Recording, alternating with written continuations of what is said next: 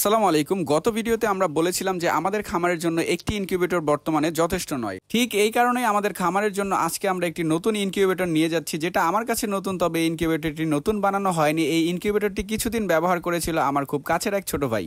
বর্তমানে ও ইনকিউবেটরটি ব্যবহার করছে না এবং আমারও একটি ইনকিউবেটর প্রয়োজন, তাই আমি নতুন ইনকিউবেটর হিসেবে এই ইনকিউবেটরটি নিয়ে যাচ্ছি আমার শপে। কেননা আমি আগেই বলেছি, বর্তমানে আমাদের যে পরিমাণ কোয়েলের চাহিদা রয়েছে তার পরিমাণ আমাদের ডিম উৎপাদন হলেও আমাদের ইনকিউবেটরে যথেষ্ট জায়গা হয় না, যার কারণে আমরা সব ডিমগুলো ফুটাতে পারি না। আমরা যে ইনকিউবেটরটি ব্যবহার করছি তা হচ্ছে 1200 সেটআপের, অর্থাৎ 1200 কোয়েলের ডিম একসাথে ফুটানো যায় এবং এই ইনকিউবেটরের কোয়েলের সেটআপ হচ্ছে 1800। তো আমাদের দুটি ইনকিউবেটর মিলে বর্তমানে আমরা টোটাল 3000 ডিম একসাথে বসাতে পারবো ইনকিউবেটরে ফোটানোর জন্য, যা আমাদের খামারের জন্য বর্তমানে আমি যথেষ্ট বলে মনে করছি। কেননা আমরা বর্তমানে প্রতি মাসে অন্ততপক্ষে 6000 ডিম ফুটাতে পারবো এই দুটি ইনকিউবেটরের মাধ্যমে, যা আমাদের খামারের জন্য অনেক বেশি সংখ্যক হয়ে যাবে বলে আশা করছি। তাই আমরা শুধুমাত্র কোয়েল না ফুটিয়ে বর্তমানে চিন্তা করছি দেশি মুরগি সহ অন্যান্য কিছু মুরগির ডিমও ফুটাবো ইনশাআল্লাহ। কেননা অনেকেই আমাদের কাছে ডিম নিয়ে আসে ফুটানোর জন্য এবং আমাদের ইনকিউবেটরে যথেষ্ট জায়গা না থাকার কারণে আমরা বেশিরভাগ সময় ফুটিয়ে দিতে পারি না। তো আশা করতে পারছি বর্তমানে আর এই সমস্যার সম্মুখীন হতে হবে না ইনশাআল্লাহ। তো ইনকিউবেটরটি নিয়ে আসার পর এটি সেটিং করে নিচ্ছিলাম, কেননা অনেকদিন যাবত এর মেশিনটি খুলে রাখা হয়েছিল। তো আমি চালু দেওয়ার পরে দেখলাম যে পুরোপুরিভাবে ইনকিউবেটরটি চলে কিনা। তারপরে আমরা ডিম বসিয়ে দিচ্ছিলাম একের পর এক, কারণ বর্তমানে আমাদের 5 দিনে অনেকগুলো ডিম জমে গেছে ইনকিউবেটরে বসানোর মতো এবং অনেকগুলো ডিম আমরা এর আগে খেয়ে ফেলেছি। তো মেশিনটি ঠিকঠাকভাবে কাজ করছে কিনা তা আমরা প্রথম ব্যাচ ডিম ফুটানোর পরেই বুঝতে পারবো এবং তারপর থেকেই নিয়মিত ডিম ফুটাতে পারবো বলে আশা করছি ইনশাআল্লাহ। তো একটি কথা জানিয়ে রাখি, অনেকেই আমাদের কাছে অনলাইনে কোয়েলের বাচ্চা চেয়ে থাকেন। আমরা আসলে অনলাইনে বাচ্চা সেল করি না। আমাদের